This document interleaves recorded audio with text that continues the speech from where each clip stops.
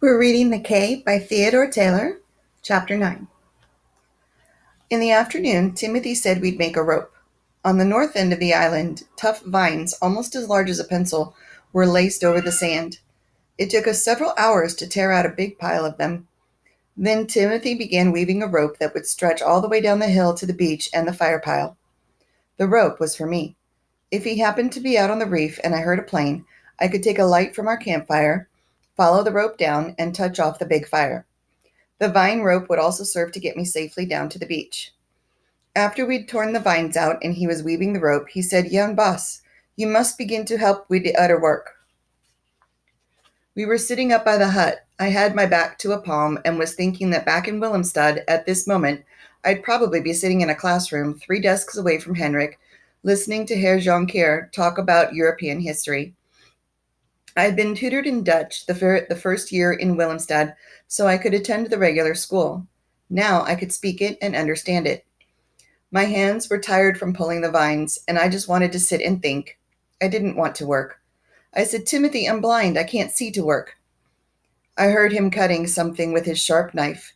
He replied softly, "The hand is not blind." Didn't the old man understand? To work aside from pulling up vines or drawing something in the sand, you must be able to see. Stubbornly, he said, "Young boss, we need sleeping mats. You can make the mats."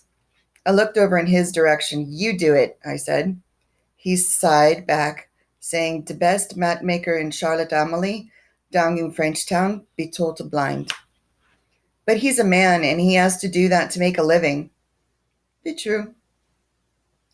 But in a few minutes, he placed several lengths of palm fiber across my lap. He really was a black mule. The palm mat is very easy, just over and under. Becoming angry with him, I said, "I tell you, I can't see." He paid no attention to me. "Take this hand, hold the palm like this, then over and under, like the man in Frenchtown, then more palm." I could feel him standing there watching me as I tried to reeve the lengths, but I knew they weren't fitting together. He said, "Like this, I tell you," and reached down to guide my hand. Over and under. I tried again, but it didn't work. I stood up, threw the palm fibers at him, and screamed, "You ugly black man, I won't do it. You're stupid. You can't even spell." Timothy's heavy hand struck my face sharply. Stunned, I touched my face where he'd hit me. Then I turned away from where I thought he was. My cheek stung, but I wouldn't let him see me with tears in my eyes.